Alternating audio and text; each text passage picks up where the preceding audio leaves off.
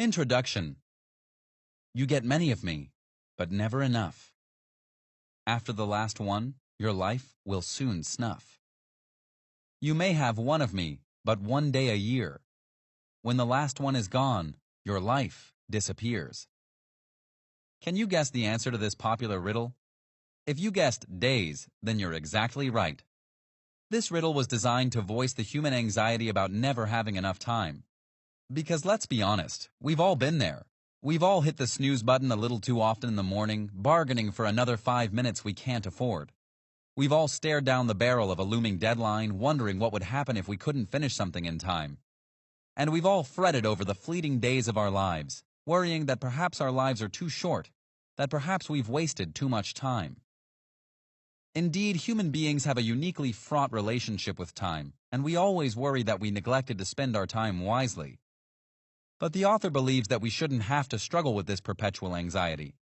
Instead, by following his top tips for maximizing our time, James Wallman posits that we can take control of our days and use our time in such a way that our lives will be happier, healthier, and more productive as a result.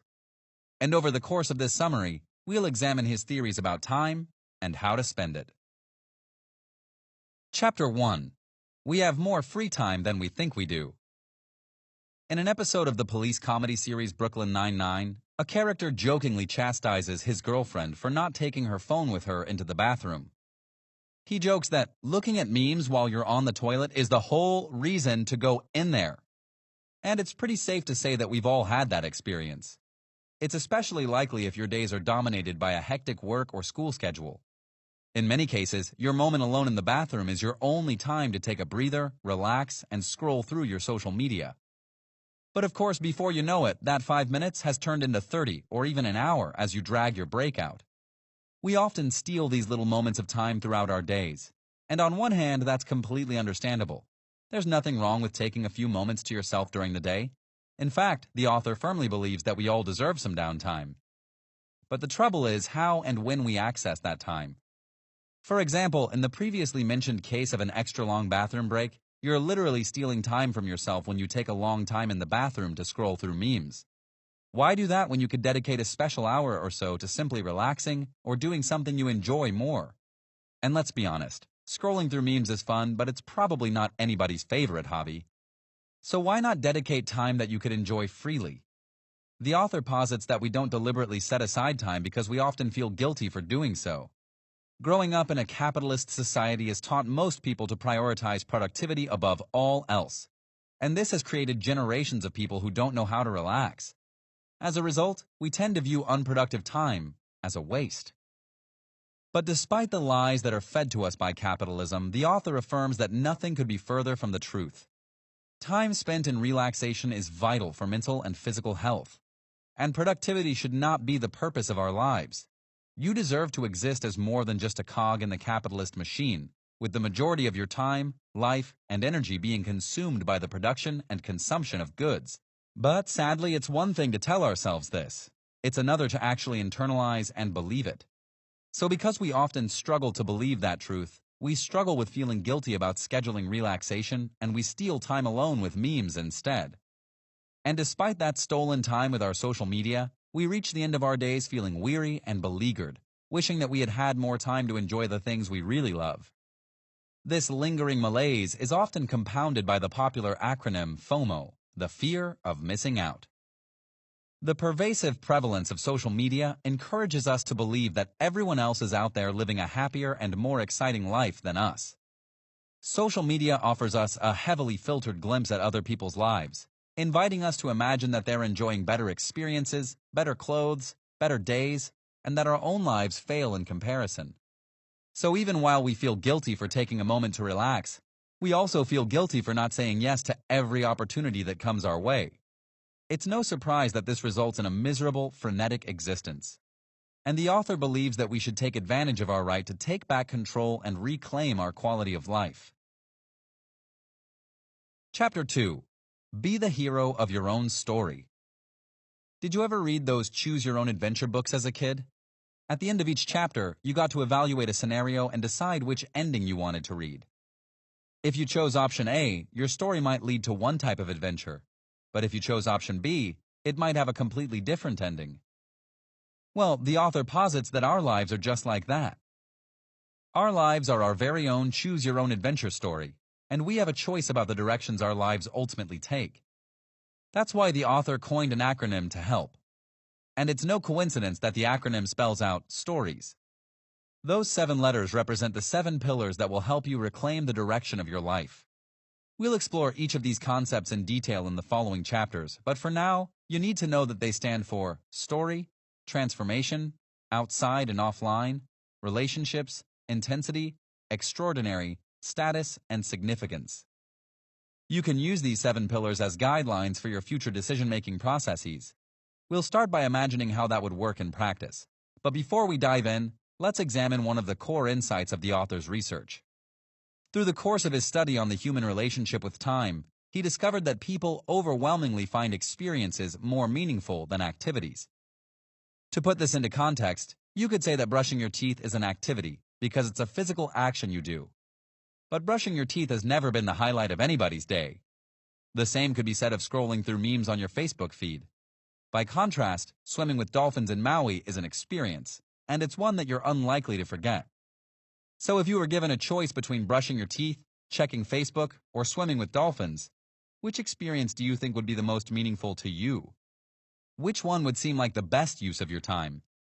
Pretty much everyone would say swimming with dolphins, right? And because it's such a meaningful experience, you're also unlikely to feel as though that moment was a waste of your time. So going forward, your first lesson from this chapter is to prioritize experiences over mundane activities when you choose how to spend your time. The next lesson is all about evaluating your life narrative. So just like the example we used in the beginning of this chapter, you should think about your life like a story. And that means evaluating the individual chapters, characters, and incidents that contribute to your story. By applying the author's STORY acronym to your life, you can use this as a template to evaluate your future experiences and decisions by asking yourself a simple question. How does this experience impact my life story? When evaluating experiences according to this model, transformation is the core ingredient to consider. Your goal is not to amass a collection of humdrum and mundane memories that left no impact on you or anyone else. For example, if you spend your life eating potato chips and watching YouTube videos, that can hardly be considered transformative. It's also unlikely to have a positive impact on you or anyone else. But swimming with dolphins or volunteering at a local soup kitchen could definitely change your life. For example, while swimming with dolphins, you might realize that you feel a sense of peace, joy, or calm you've never experienced in any other aspect of your life. You might discover the one thing you've always needed, or realize what your life has been missing. Your experience with this feeling could motivate you to change careers or make a similarly big life decision that would invite peace and joy into your everyday life. Similarly, volunteering with a local soup kitchen could help you to reevaluate your life's priorities. You might be overwhelmed by a sense of gratitude for the blessings in your own life, or discover a calling to help others. You might find that giving back to the community has unexpected restorative benefits that you desperately needed. As a result, both of these experiences have the power to be uniquely transformative in their own ways. But of course, that doesn't mean that all the transformative experiences in your life have to be big or spectacular. They don't have to involve travel or exotic vacations. You can find transformative experiences right in your own backyard. But as you choose how to spend your time in the future, you should be focused on finding transformative experiences wherever they might be. Chapter 3. Developing your story. Now that we've unpacked the meaning of the story and transformation aspects of the author's acronym, it's time to take a closer look at the other letters. We'll start with the O, which stands for outside and offline. As you've probably already guessed, this part is inviting you to disconnect and engage with nature. Because nature has uniquely transformative benefits of its own. Disconnecting from your indoor, online life is also easier than you might think. For example, most of us make time to go to the gym or work out in some capacity. So what if you took that workout outside? Even if you simply go for a quiet and relaxed walk, the author's research indicates that spending a little bit of time outside can have a powerful impact on your mental health and well-being. That's because studies have shown that people are happiest when they're outside, away from their workplaces, and surrounded by greenery. This is in direct contrast to the proven negative impact of social media. Studies also show that our happiness plummets and our anxiety spikes in response to the time we spend on our phones. So unplug for at least 15 minutes each day and take a walk. Next up is relationships. Investing in healthy relationships is an awesome way to spend your time. It's no secret that healthy relationships make us happy, prevent loneliness, and help us to cultivate meaningful life experiences.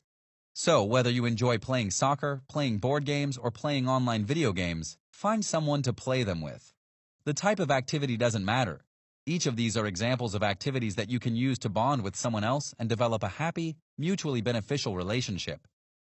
And if you're an introvert, don't worry. We're not leaving you out. Even if you enjoy more solitary pursuits, the author observes that you can still find meaning and belonging by identifying with a community who shares your interests. For example, maybe you enjoy reading by yourself in silence with a cup of coffee, but you could also enjoy a book club or volunteering at a library. These opportunities would enable you to continue enjoying your solitary pursuits while also connecting with a like-minded community.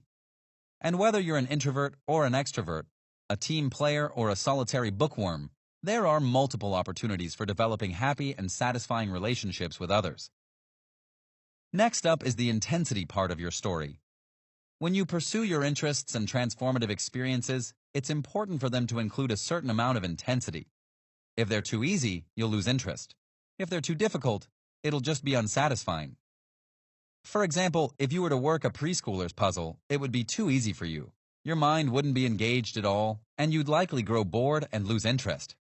By contrast, if you were to work an extremely advanced puzzle for competitive puzzle nerds, you might find it too challenging and grow frustrated.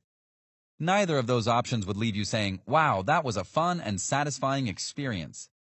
But if you were to attempt a puzzle that's just above your typical level of mastery, your brain would enjoy the pleasant challenge of beating your personal best. When you finally mastered the puzzle, you'd feel excited and accomplished. And that's the level of intensity you should strive for in your personal and professional life. But it's also important that your time should be extraordinary. Put simply, you should seek extraordinary experiences. But as we discussed in the previous chapter, you don't have to fly to Maui and swim with dolphins every week in order to cultivate an extraordinary experience. You can find extraordinary moments in your everyday life simply by shifting your priorities and awareness of each moment. For example, the opportunity to do a random act of kindness might be a small, extraordinary moment in your day. And lastly, that brings us to the S in our acronym: status. We commonly associate status with extraordinary things like having an absurd amount of money or being a celebrity. But the author observes that neither of these things are true measures of status. Rather, status is determined by your perception of yourself, not what others think of you. However, we often struggle to accept this because it seems that social status grants a certain amount of power and advantages in life. But the author argues that we can manufacture these advantages for ourselves by pursuing things that will make us feel better about ourselves: education, money, and power.